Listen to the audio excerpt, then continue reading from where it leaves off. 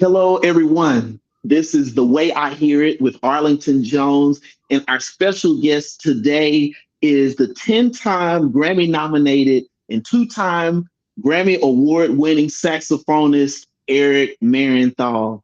Thank you, Eric, so much for coming on today. My pleasure, Arlington. Thank you for having me, man. Yeah, man. Well, I'm really excited about this because I have a lot of things that I have not ever talked to you about that I think will be kind of interesting. I really want to start at the very beginning. I know that I guess you went to high school in Southern California, and then you went on to Berkeley College of Music, right? Right. But I'm really interested, even before that, is like, how did you decide music was gonna be what you want to do, and how did you decide on the saxophone? um, well, the saxophone came around uh, kind of accidentally, I guess. I don't know. My nothing romantic or anything. My buddy and I, when we were 9 years old in fourth grade, um, were minding our own business at recess or whatever, and the district teacher came was coming around to the school, and so our fourth grade teacher said, "Hey, if anybody's interested in joining band, Okay. we're going to have this assembly, and the teacher's going to come by with different instruments, trumpets and trombones and violins, and if you see something you want to." Join the band with, you have to go and rent your instrument. And so I guess we looked at each other. This is, wasn't exactly yesterday, so I don't remember exactly, but we went Yeah. to this thing and looked at the instruments and we both saw alto saxophones, and uh, I'm sure at 9 years old I had no clue what it even sounded like, but I think we kind of liked, the look of it. Yes. Wow, that looks pretty cool. Let's get Yeah. into that. So Okay. I joined the band, and went on from there. And there was never a time when I actually said, "Hey, I want to, I want to become a professional musician." I think it's just that I never decided not to. You know, Okay. it's like anything else. If you get to junior high school, and you become first chair in the band, and you go, "Hey, that's cool." I'm not going to Yeah. quit. And then I'm Yeah. first chair Yeah. in the band. Yeah. And Yeah. then same thing happens in high school. And then I decide in college, well, this is going pretty good. Let's pursue it. And Okay. a friend of mine was going to Berkeley at the time, and was really loving it, and really encouraged me to go, because I'm not so sure actually I would have decided to go had it not been for him, actually. Hmm. And it had a great reputation, but um, I was on my own. I've been on my own. I've had my own apartment even since I was a senior in high school. So Oh there was wow. nobody really saying, "Hey, you're going to school. You're going here. You're going there." I was floating around, frankly, and so I did have enough. Back then it was like $1,600 a either a semester or a year, so it Okay. wasn't a massive amount of money. I was able to make enough money, busboying in a restaurant nearby, Mhm. to go each semester, and so, which is what I did. And so, from there, I got some gigs, and one thing led to another. Wow. Okay. So you didn't even did you have music in your background like other family members that played or anything like that? Not a one. Okay. No, Okay. nobody. Okay. My Yeah. dad loved jazz music, and I remember as a kid listening to a lot of Nat King Cole records and Sinatra, and he was into crooners, and so I heard a lot of that music. And then, interestingly, um, uh, who, um, who am I thinking? Boots Randolph. I Okay. remember Boots Randolph records being played Yes. out. So Okay. interesting that inspired me, rather than maybe as a kid I thought, yeah, I don't want to play that, Yes. but Yes. yeah, there was music being played in the house, but there were no musicians. Okay. Okay. That's cool. Well, I should say that in my mind, you are one of the most versatile saxophone players that I have heard or met or been able to witness. And what I mean by that is like, when we say jazz now, you kind of have to you have to, so many different styles. So people can have different things in their mind.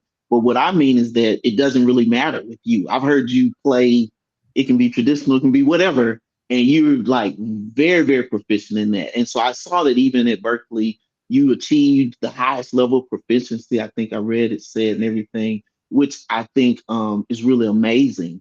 So I'm very curious of then like your journey of I read that I guess you work with Al Hurt, and then I should say that I know you're not that much older than me, but when I went to Texas Tech University, so it was early '90s. I started in 1990. I saw Chick Corea in the electric band. Um, Come, of course you were there. I couldn't. I was trying to look up to see where exactly it was in the exact year, but I couldn't even find it. But I do remember that. But my question is that what we don't get to talk about a lot is the journey of how we got into it. So I guess like once you finished Berkeley, I know like you said you were doing gigs and different things, but can you give us a little insight of where like how you got with Al Hurt? I guess we can start there. Yeah. When I left school, I actually left after 2 years because I really did.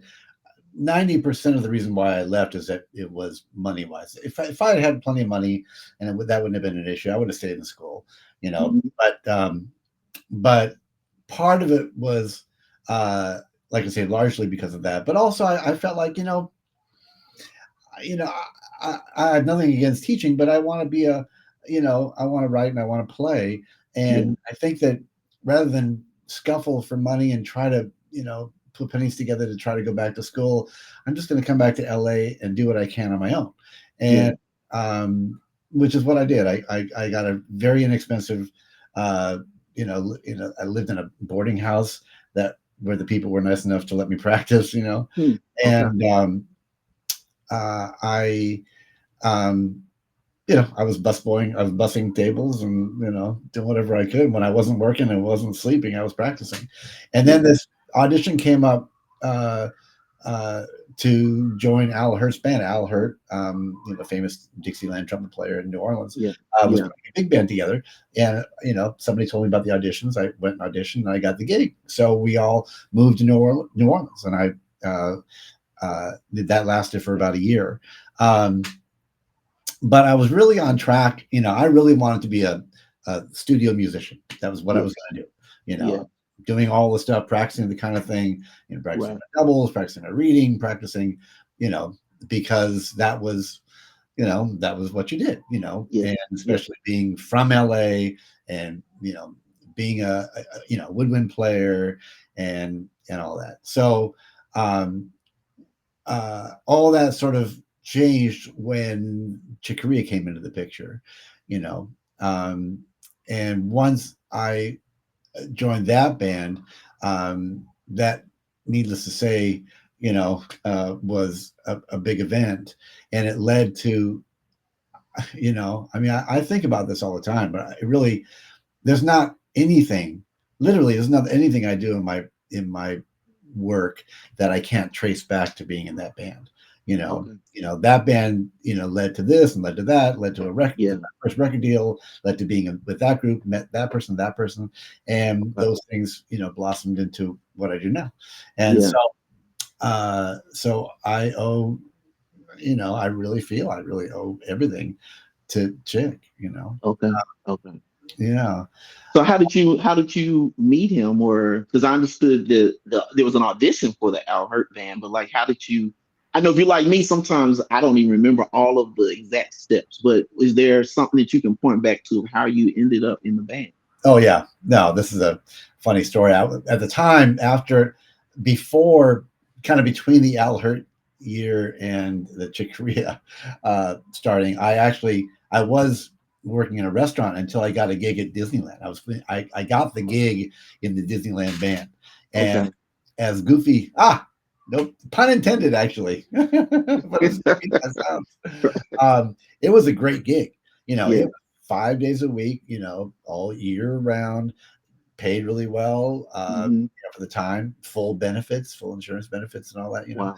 And at that time, we could sub out whenever we wanted to. There was plenty of subs, people that could come step in. Um, so it was.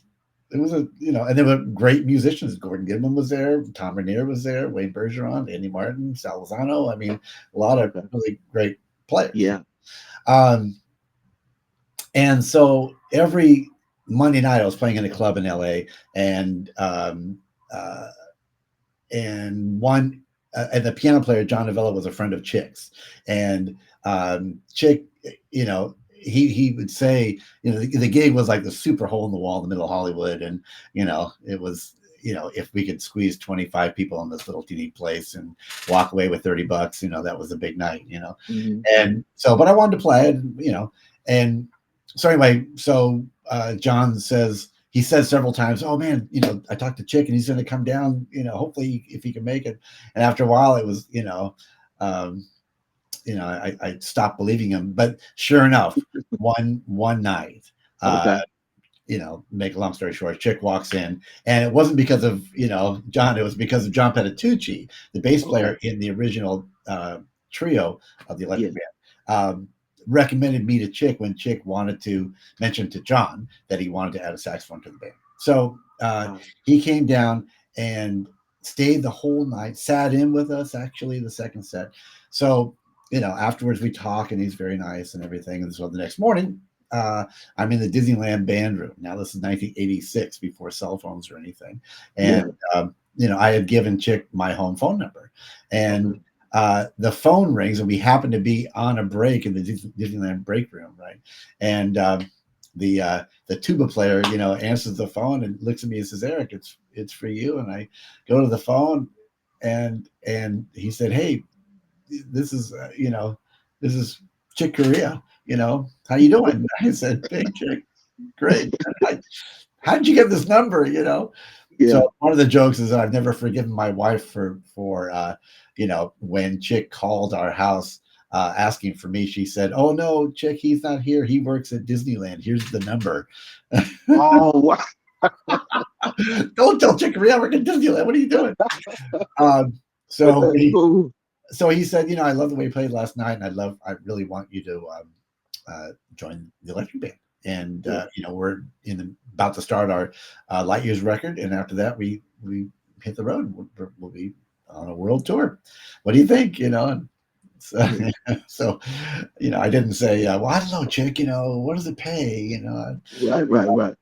So at this point, everybody in the band room is looking at me, hearing one side of the conversation, and I hang up, and they're all, like this, and I turn around and I say, "I quit." And Oh man. so and that lasted 35 years until Chick's unfortunate passing. Wow. That's so amazing, man. I for a lot of reasons. Well, one, I was thinking that, a lot of times you don't get calls when you're, I mean, you might be wherever you are, but by yourself or whatever, like had he got you at your house. But the fact that a lot of people got to witness your Yeah, call, right. which is very, very cool. And I think witness the obvious that he's leaving. He's leaving the basement. Yeah. That See is right, right, right. That's so cool. And I think the other thing is like to me when I think about, all of the early jazz guys, Miles Davis, John Coltrane, um, Cannonball, any of them, they had these iconic bands that us as jazz guys that we're practicing and studying that we could, whatever our favorite record is, like for me, Oscar Peterson Trio. I can name, I know Ed Thigpen and Ray Brown were my guys. That was my favorite trio. So like during that time, the bands were just as important and famous, really, as you know, whoever's band it was. And so to me, the Chick Corea Electric Band also became that, and so even me, like I said, when I, in college, a young guy, Chick Corea Electric Band's coming to Lubbock, Texas, you gotta go. It's you. like, when are they gonna ever come back to Lubbock, Texas? And this is your opportunity, to get to see it. And so I think that's just so amazing, man, for you to have been a part of that. And yeah, you said 35 years of longevity, up, till his passing. That's really amazing. Really amazing. Yeah, and really, when I first got the gig, even after the we did the record, I just, and well, especially before the record, I really, I had, I went through so much self doubt, and I was losing a lot of sleep, just thinking, there's no way, because I was a huge fan of the trio and then the quartet before I came around. Hmm. Hmm. I had that first record memorized. I mean, Yeah. Yeah. really, Yeah. and and then I never thought in a million years that that if even if he did add an instrument, it would be me, Yeah. Yeah. and really, everybody was so welcoming, but Chick especially was just so inviting and so encouraging. And people always ask, what was it like? It's one thing to play with great musicians, but then there's people like Chick Corea that are once in a lifetime musicians. How can you get past the intimidation? Right. Even if you're confident in your own playing, how do you get Yeah. past that? Right. Um, and it was really just him. He was just, whenever we would play, you know he would be very complimentary verbally, but the way he played, the way he comped, the way he set you up, it was like your favorite uncle. Just like you play a lick and he'd be like, yeah man, go. You could hear that in his response to what you were doing, and Okay. vice versa. But Yeah. and what was going to seem like one of the most intimidating situations ended up being one of the most comfortable situations, Okay. just simply because of the way that he handled his band. I mean, Okay. didn't feel like. I mean, it was certainly his band. His music was his name, of course. Yeah. But he didn't make you feel like that at all. It was the Got five of us, and it was a very, very equal in terms of the contribution and communication. And it was just five people sitting around a dinner table talking when we played. Yeah. It Yeah. felt like that. So it was Wow. remarkable, actually. Wow. That's really amazing. Yeah. Did you all practice a lot, or was there a lot of things that was figured out on stage? There was a lot. Everything that was figured out, he would send each cycle of every record. He'd send music, and then we'd record, and then we'd tour.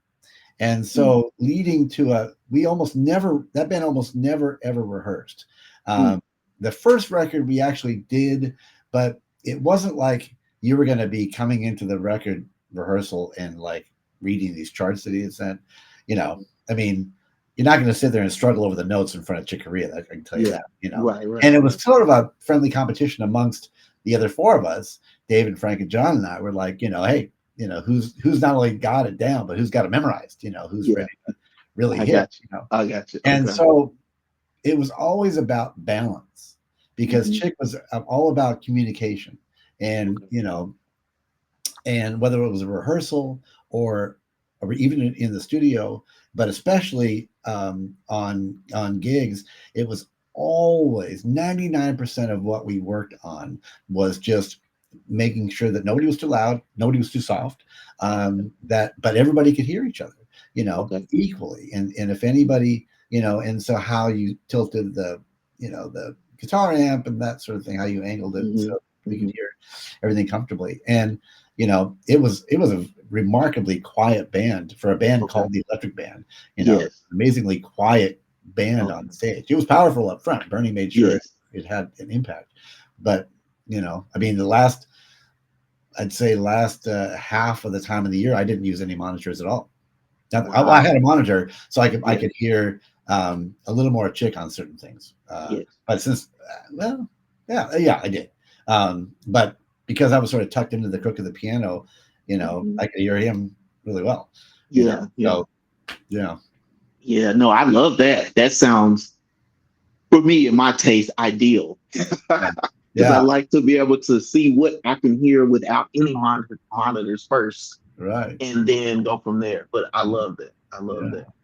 Well, I know that you have 15 solo albums of your own. Is that right? 15? Did I get that right? Okay, yeah, which is amazing. And um I was wondering, I know Chick might be in there, but is there one thing that you could point at that would be a highlight of your career? And that's kind of a hard question. I thought if somebody asked me that would be kind of hard, maybe to name one thing. But is there one thing that you could You mean name like so far? a Like highlight? just like I don't know, something that sticks out that, or it could be the first thing that comes to your mind. I never thought this would happen, or man, I got into this and this was like the most beautiful thing ever. Oh man. Well, you know, I'm I've been at this for a little while, so there have been a Yes, few things. Um, right. I actually I actually performed a the Michael Kamen saxophone concerto with the National Symphony at Mm, Constitution Hall um, a number of years back, okay. um, and uh, it's a intense piece. In fact, I just performed it last week. As a matter of Oh fact, wow. with Okay. the UNLV Symphony in Los Okay. Angeles. But I performed this piece several times because it was recorded. Um, but that particular concert was at this giant, at Constitution Hall in Washington D.C., and it was on. Um, it was President's Day weekend, so it was their big, you know, National Yes. Symphony President's Day weekend. Yes. Gotcha. Constitution Hall. And my Wow. daughter happened to be there visiting one of her friends who was going to Georgetown University. Okay. So not only do I get to do this like massively, impressive gig, but I got to do it Yes. in front of one of my kids, Yes. so Yeah. live, so that was, and I got them in. I got them, cool seat like a balcony, and and so that was super memorable. Okay. Of Okay. course, there were a bunch of gigs with Chick uh, Mhm. uh, that were incredibly memorable. But Yeah. just a week ago tonight, we I was honored to be asked to help organize a tribute for David Sanborn, Yeah. um, and so Marcus Miller, our mutual Yeah. good friend. Uh, Yeah. and I put it together, and it was Okay. about 25 musicians at Sony Hall in New York City, and Wow. that was really unbelievably special. Yeah. As you can imagine, it was sold out, of course, Yeah. but the vibe, it was a lot of musicians who had recorded some of the original great records with Dave in the 70s and 80s. Um, Buddy Williams and Steve Jordan and Billy Hilson and Okay. Gene Lake played drums. Uh, Hmm. uh, Paul Schaefer and Bob James and Ricky Peterson. I mean, Yeah. Yeah. a whole ton of musicians. And then Christian McBride played. Wow. Okay. Marcus, Willie, a whole bunch. Wow. Whalen, Dave Oh, Cox. I that's mean, cool. not Kirk Whalen. I wish Kirk Whalen had been there. He actually wanted to be there, wasn't able to. Kirk Okay. Elling sang, I should say. Oh yeah. Okay. And so that was incredibly recent and very very special too. Actually, Yeah. Oh man, that's great. That's mm. great. Well, man, I out of all the things that you've played with, I didn't even list all of the. I wouldn't be able to list everybody, but even some of the people that I saw that you've played with everybody. I'll just say it like that. But out of all the things that you've done so far, is there still a dream or something else that you're working towards that you're like, I got this on the list of something that I want to do. um, well, um, yeah, I suppose. I mean, it's interesting. I mean, I got to play with Mike Stern a couple months ago. That was a big last month actually. That was a big Okay. one. Bill Evans and I did something recently. Okay.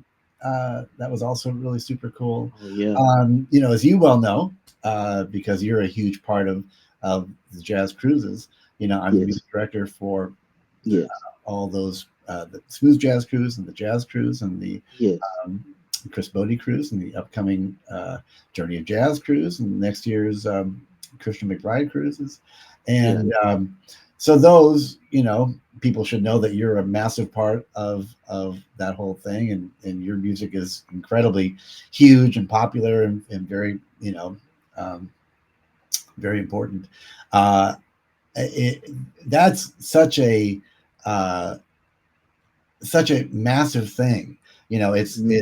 It's fun for me personally because not only do I get to play with great musicians like yourself, um, but as you well know, we you know get to know a lot of musicians who we may not have known before. I mean, Right. because of the cruises, I became really good friends with David Sanborn. That wouldn't have happened because Yeah. of the cruise. You and Yeah. I are both really great friends with Marcus Miller.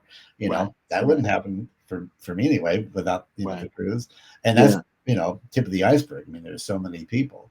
Um, Yes. so, and that's a year-round thing that we work on all year long a lot. Yeah. Yes. The cruises, again, as you well know, we start in about a month and a half, and so we're pedal to the metal right now organizationally, um, and it that as amazing as it sounds, it's even a more amazing to be part of, because it's like a week-long jazz festival, except that you're sequestered all together, and you can't get away from each other if you wanted to, Right. unless you're a Right. really really good swimmer, Yes. so Yeah. Yeah. Yeah. so and and it's fun, like putting new music together, Mhm. putting musicians together, well, again, you're a massive part of that, Yeah. um Yeah. and so I should be asking you, your opinion of that, because it's, for me, I'm in my I'm wearing my music director hat, so I get to play, but I'm also kind of involved in all the minutia of it all. But for Yes. a musician who's primarily playing and leading, like you lead your group, Mhm. Arlington Jones and the Brethren. I mean, I hope is as much fun for you as it is for me and for folks putting it together. Oh yeah, most definitely. I mean, I'm glad that you segued into this because I was definitely going to bring it up. If you being the music director of the jazz cruises and all of the cruises, but for me it was, I never would have thought of it. I had never really think I'd been on one other cruise like before that. It was like a kind of one-off thing where we got on, played, and then got off. We weren't even on the whole time. Right. But I never would have thought of this in this fashion, like you said, that we've been working. But I think that one, it's nothing like it, in the world. And like you said, it's such um there's not many places that you can go and be sequestered with all these wonderful, great musicians. Just like you, it has opened me up to a lot of people that I hadn't met or worked with before and opened up other opportunities and other, shows and, work and stuff beyond the cruise. And then there's so many just special moments to me that we have every single time that musical moments that we have on the cruise that just can't really be replaced. Right. And so, yes, like you said, for you being just, navigating and getting all that stuff together, I know that it's a lot of work. And like you said, you listed all the cruises, quite a few cruises, and people come from all over the world. Oh, And they're very, very, very popular. Like you have to plan almost 2 years in advance. But I think it's just an amazing thing because yes, from our side, the people are so great. It's such a beautiful time. One to play music, but playing for the people and having that opportunity to get to have like now when we travel different places, people are calling my name, Arlington or whatever. Sometimes I can look out there and I may know their name. And most definitely it's usually what I call the Jazz Cruise family. But I've gotten to know them because through the years, you have those moments where you can see people at least once a year and get to really kind of talk to them. Then when you come to the city, get to holler at them. And so I think, yeah, I agree. It is such a beautiful, yeah. beautiful experience. And people like yourself, you're an artist, and so y- y- oftentimes you get so um, entrenched in your own music as an artist, that you probably you see other people at festivals, but you get to play with Jonathan Butler, with Marcus Miller, so many of the players that are on. It Yes. becomes a new, it's great. It becomes Yeah. it's just we get to do a lot of things that we wouldn't do in just about any other situation. Yes. That is so true. That is so true. So yes, I agree 100%. And I've been a part of it for quite some time, and it's just been exciting to see how every year this continues to grow. And for me, I think I call it the family. The family just gets bigger and bigger as far as the people that are able to get connected through Sure. it. So it's always a great time. Yeah. Um, well, I was going to ask this. This is not a music question. So I love to eat. I don't know if you know that about me. I was going to say, I should say that because you are very funny too. You have such I don't know if the word is a dry sense of humor, but you're very quick and very witty. So I do know that about you from having been around you. But I was going to say that I love to eat. So for me, just cuisine. But what is your favorite thing to eat? Oh man. Oh, Um, yeah, it's hard to you name know, one. It'd be hard for me to I'm name kind of one of those, I love seafood, seafood and I eat it, So one. Yeah. I actually just got back uh, before the David Sanborn tribute. I was in Europe for a month Okay. with a quartet with Dave Weckl, drummer from Chicks Okay. Band, Yes. and Yes. Tom Kennedy, bass player from New York, and Stu Mindeman, Okay. great keyboard player from Chicago.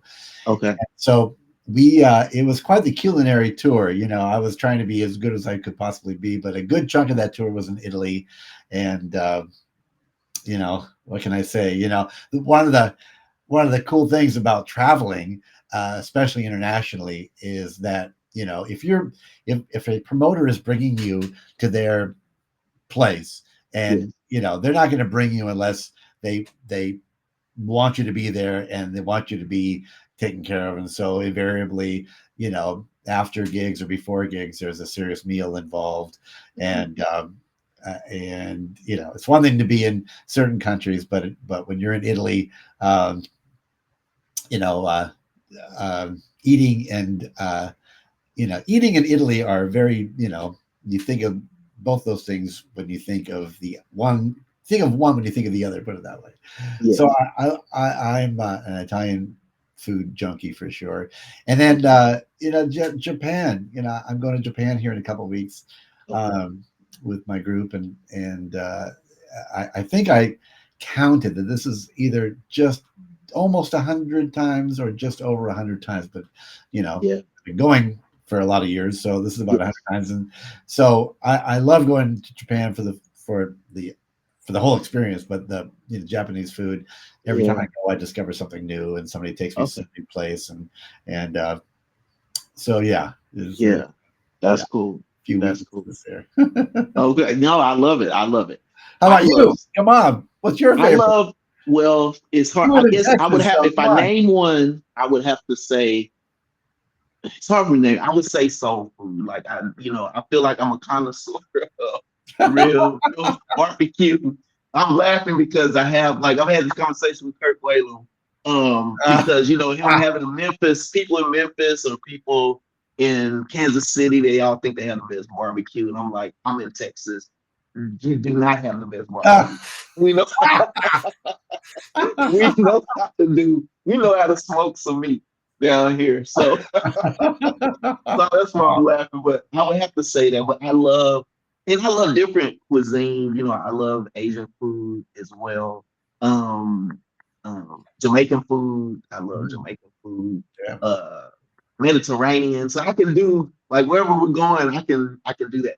I have a seafood allergy, so I can only do shellfish. Oh, But I you can love only do I shellfish. can only do shellfish. Oh wow! Usually it's the So other way around. I know. But recently I posted like on my story, I had some jerk lobster and collard greens, and I'm trying to remember where I was. Huh. Uh I forgot now where I was, but it was really good. I looked it up and found a spot. But yeah, it was really, really good. But Well, yeah, I would say that's my thing.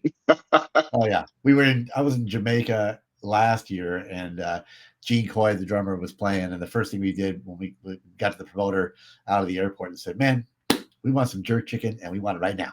Yes, yes, yes, Let's go. yes. We found a spot because I think even from the cruise, the jazz cruise in St. Thomas, I think it's called Gladys's. I don't know if you heard Oh, of that, but every time we go to St. Thomas, yeah, if I can make it, I'm at Gladys's. oh man. Okay, I'm gonna But write that it's a down. Jamaican, yeah, it's very, very, very nice, very Wow. good. So yeah. um, let me let me see. Well, I was gonna ask, there's another question outside of music. Like I would say for me, I can only name really probably one other thing that I really, really do diligently outside of music that kind of really makes me happy. So I don't know if that means I'm boring or what. But I was gonna say, like, what else? Like, if you're not doing music, what really gets you going? Family, grandkids, Got grandkids. I have three amazing granddaughters, 5 years old, 3 years old, and 1 year old. And they yeah. all, three and the 5 year old are my daughter and my son in law's little girls. And the 1 year old little granddaughter is my son and daughter in law's little girl. And my daughter and her family live about 2 miles away. My son and his family live about maybe 8 or 9 miles away. So Okay. everybody's close. And Yeah. I absolutely recognize how lucky I am because of that. And Yeah. so, I mean, my wife and I just last week celebrated our 41st anniversary. Oh, And congratulations. That's so good. thank you. So, yeah, as you well know, music, our business doesn't always keep us at home. We have to travel a fair amount Right. and so I really appreciate when I'm home, and lucky that I'm able to do the work that I do through my school and I do a lot of film work still and Okay. that kind of thing, and so you know to say do I go dirt bike riding, do I go surfing, not a whole lot. Right. I Right. can, Right. Yeah. and it's just so we also recognize that time is fleeting, and it's my wife and I talk about that all the time. The grandkids love coming over here, love hanging out, come running up to Yes. them. It's great. It's not Yes. always going to be that way. They're going to be Yeah. teenagers at some point, and That's so true. really That's want to, true. hopefully so, but we kind of have to be realistic about that. So Yes. uh, Yes. so yeah, and also taking advantage. We do like to travel. We Okay. oddly, but as you well know, Mhm. in your career as well. Sometimes when you're on the road, um, like this Europe tour I just did, 18 cities in 3 weeks. Was Wow. Yeah. the what buster, and Yeah. that'd be no fun to bring Leanne on. But the trips where you go to some really cool place and you're only going there and it's just no Right. traveling, and once you get there, Yes. those are the fun ones, to bring Yes. bring Yes. family, bring Leanne. So that's always cool. Um, but yeah, man, I dig, I don't mind. Somebody said, "Man, I know you're no spring chicken anymore." I said, "Man, I won't. I wouldn't go back one day. Man, I'm cool." Yes. Yes. And you've managed to always, you look the same, man, and you Yeah, always look great, in great shape. And we have that together, I guess, that similarity. And normally, usually when we see each other, the first thing we're asking about the family. yeah, Which I knew that about you, is that yes, I would agree 100% that for me, it's like when I'm with my family, and my desire is for them to travel every single place, yeah. and hope is the one that's like, well, the object is for you to bring as much money back home as you can. If all of us go every single place, it's not gonna work. So that's true, but and so it, as you know, it's not possible for every single place. But yeah, I'm with you on just the family, being there with family and everything. I would say the only other thing for me is sports. I like sports. I follow basketball, That's why you look so young, man. football. You look so good. I don't Come know. on. I haven't been working out as much as I need to, so that's the thing. I got to get back, and I used to. I need to get back into it. I'm a little lazy, so I know that you do. I know that you. I can just tell. We already talked about it, but I can tell when I'm looking at you. I know that you do. I try. Uh, Yeah. yeah. See, I knew I Um, was correct. Sometimes So more I just got to successfully get than back. others. Yeah, I got to do more than just watching the sports. I need to also um, be more active. Be more active. Well, I know before I let you go, I wanted to also just touch on, because I know you have a big online presence as far as education.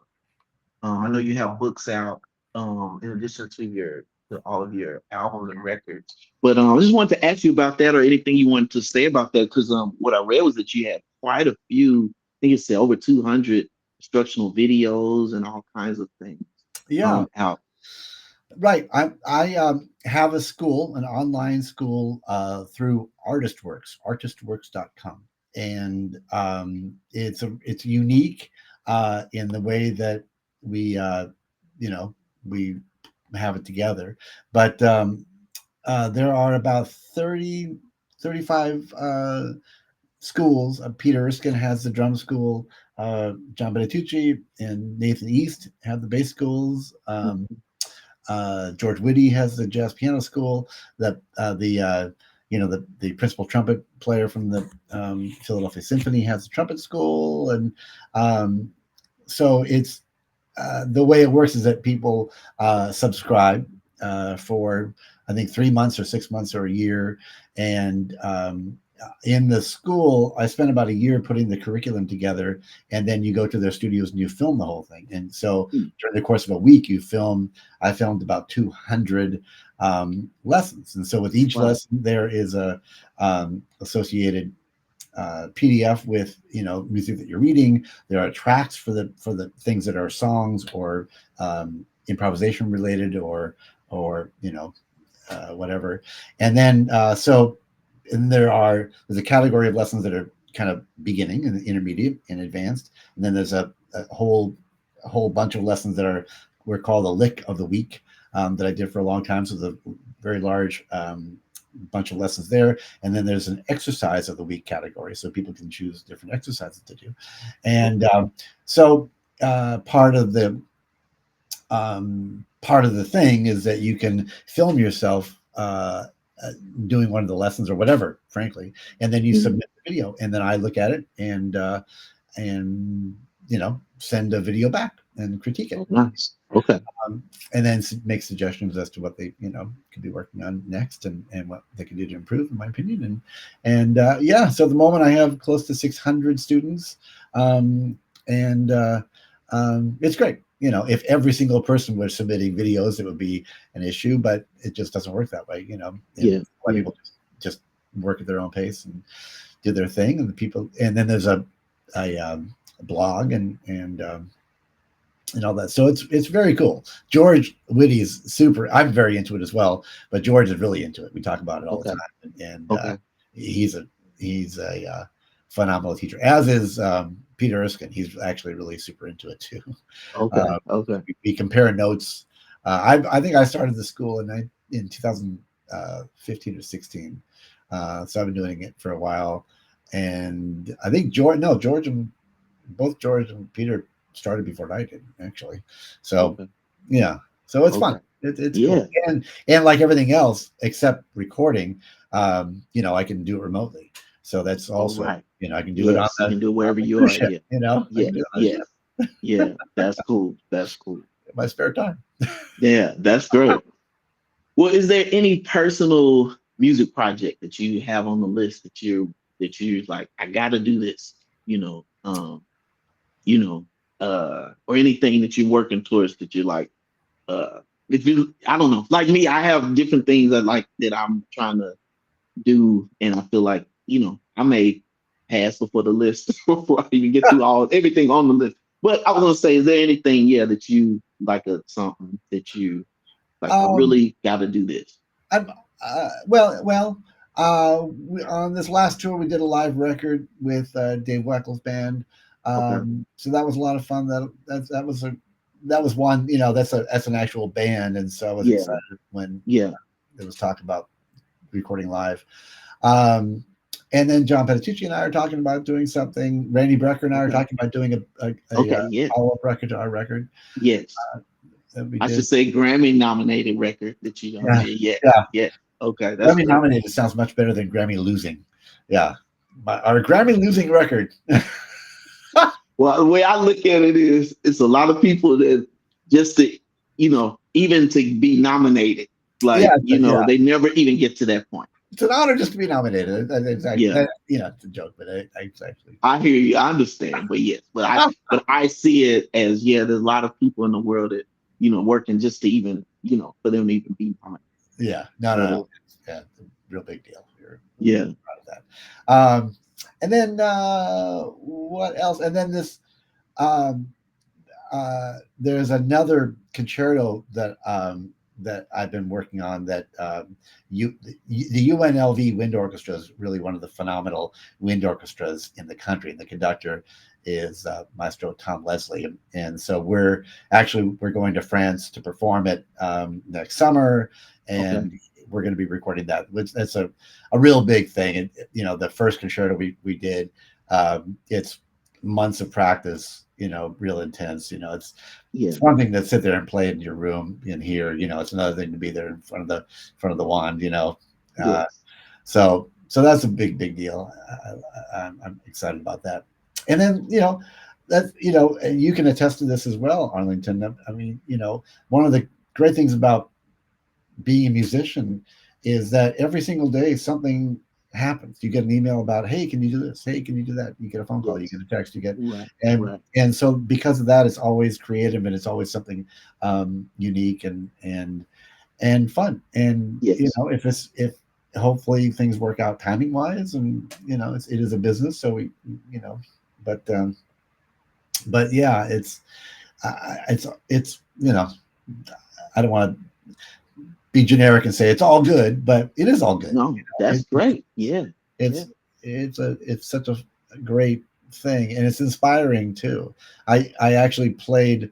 Um, I, it's funny because again, I keep referring to you, but I'd love to ask you all these questions too about in terms of practice and what you do to maintain your your technique. You've got such great technique in your approach to playing, but as when you're out there performing and recording and working, and if you're teaching or whatever, it's hard to sometimes we forget Yes. what the nuts and bolts are, what the most important thing is to keep these things together, Yes. right? And Yes. so about 2 months ago, I played at Birdland in New York for a week, and it was during Charlie Parker's birthday week, and I was Okay. asked to be Charlie Parker, Yeah. and Wow. we played all the bird with strings music with Okay.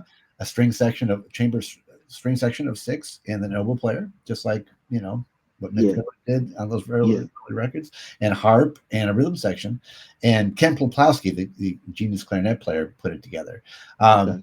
and that was also a big stretch for me. That's kind of I love that music, but to do it in that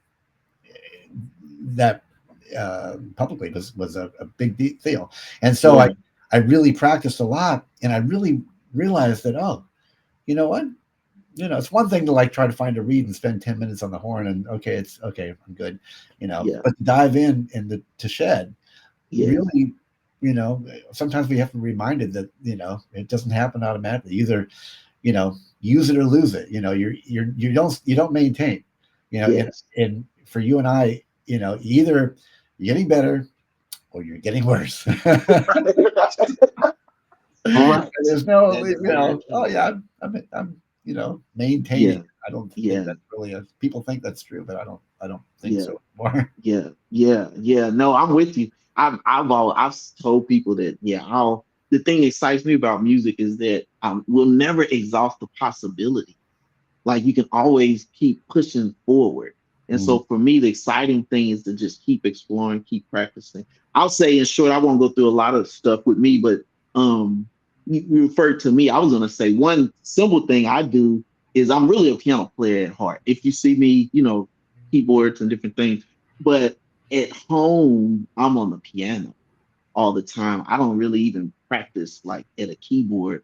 And piano players will understand like, the touch is a lot different. And to be able to keep your sensitivity and touch for like on the piano, like being able to strike through the key and being able to do different things. So when I'm at home, it's just all piano. mm, But yeah, that's like a simple thing that I do, like, because for me, on a keyboard, the touch is so different. You got the volume, and you can do some. It's just a different instrument. But sure. for me, that it's really important to stay on the piano. Mhm, Um, so all my practice, and of course with my own band, I play acoustic piano, different things. But I practice at home. I'm always I practice everything from the piano because of the touch and you making sure, like you said, not to lose that. yeah, Because it's kind of a different. Yeah, yeah. yeah. Well, I was gonna say that I don't want to keep you too long. So the last thing, and this is an open-ended question, you can take it however you take it. The name of the show is The Way I Hear It. and it's kind of twofold. For me, it was always just my philosophy on, well, really how I heard music. I always heard things, I guess a little differently. Like I would have a different take to different things. Even when I was practicing classical music, I always had my own version of what, and not that I was trying to, I'm practicing the classical great composer. So I'm not saying it wasn't great, but I also just heard all this other music in my head. I see it, and so for me, jazz, um, pulled me because we have improvisation and we could, explore and do different things and not just have to play um everything the same way every single time. So Mhm. for me, my life has always been, I felt kind of early on that, I just wanted to be able to bless people. And I really believe that really God would just send people to need to hear what I had to do. And for everybody else, like yourself, that he would send people to hear what you needed to do, and they would connect in that way. And so for me, the way I hear it has always been just really I play um from my heart and just to bless people. And then it just kind of came full circle, like you were saying with the stories, that for me, there were early things in my life, like, I was sitting there watching Chick Corea Electric Band in Lubbock, Texas. And at that time, it was early on in my college career and really learning how to play jazz. And I was like, it never occurred to me that then this many years later, I would be able to work with Eric Marienthal and call him friend and have a conversation and those kinds of things. Because I have other instances in my life that those kinds of things that happen and then you shoot forward. So for me, the way I hear it kind of encompasses just all of that, is that it just breaks down for me. I just play to really bless people, and I really believe in that. But my question for you to end is, how do you hear? Or what are your thoughts? Well, that's beautiful what you just said. That's great. I love that. That's very true. I think that getting to play music and express yourself is incredibly special, and it's a blessing. I think that it's interesting. There's so many ways I can answer that question. People express themselves through their music the way they do, and it's either you know it's like the Kenny G phenomenon. You know, people will listen to Kenny G sometimes and say bad things. Not well. Yeah, I mean, say what a you know I've heard people say, he's a sellout, or his music is too bubblegum, too simple, too this and that. But so then you think to yourself, well, why is it that his music is so popular? You know, and so and I, do you fall into like the jazzer mentality and say, well, that's not, you know, Chick actually taught me this, really, because Chick would never ever say anything like, he'd say, "Hey man, if you believe in what you're doing, then it's music, and it's and Yeah, every bit as valid as anything else." yeah, And I not only is that true for ourselves, but it's true for as far as who's listening to us. hmm, You can tell. If it's so simple, why aren't you doing it? I mean, correct. Yes, so the artist could say, "Well, I don't want to do that." yeah, I'd say, okay, well, okay, that's your prerogative. True. In my opinion, the answer is, well, we all play the way we play, and people can tell if it's real or not. If somebody's up on stage, being very animated, it's one thing to say, well, that person's doing that because that's what they are. That's how they present themselves, right. truthfully, Yeah, and but when somebody, you can just tell when somebody's sort of not doing it, honestly, doing it kind of putting it on, or I don't want to say it negatively, but doing hmm, it insincerely, I guess is a good way to say it. yes, You yes, can really tell as somebody, as a listener, if somebody's playing or doing something with sincerity or not. And so as long as we as musicians do what we do with sincerity and honesty, then it's always going to be uh, it's always going to be good in my opinion, but it's always going to be music, Yeah. and also just like how we present ourselves.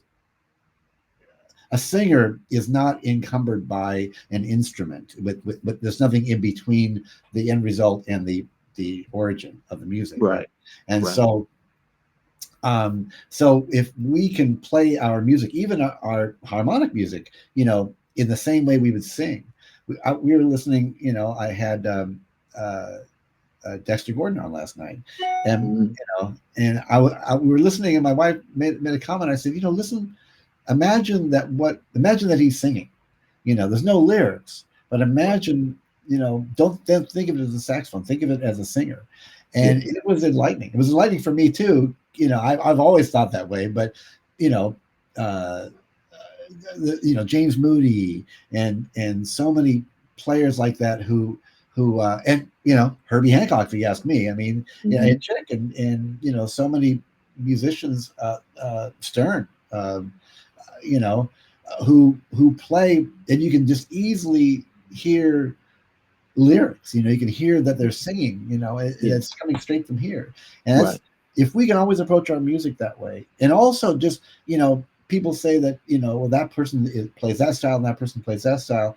Yeah, the reason we practice the way we do is so that we can play our instruments, so that whatever style of music we decide to play, it's what it's not going to be hard. We want to study that kind of music harmonically or whatever, stylistically, or whatever. But if you can really approach your instrument, then you forget about all that stuff. It's like sitting around the table, and at one point you're talking about, you know, turkey, and the next second you're talking about football, and the next talk you're talking Right. about, ice skating or Right. flying or Right. whatever. It's just a change in conversation. It's still, a B flat is still a B flat. Yes. It's Yes. just how you present yourself. So I think, Right.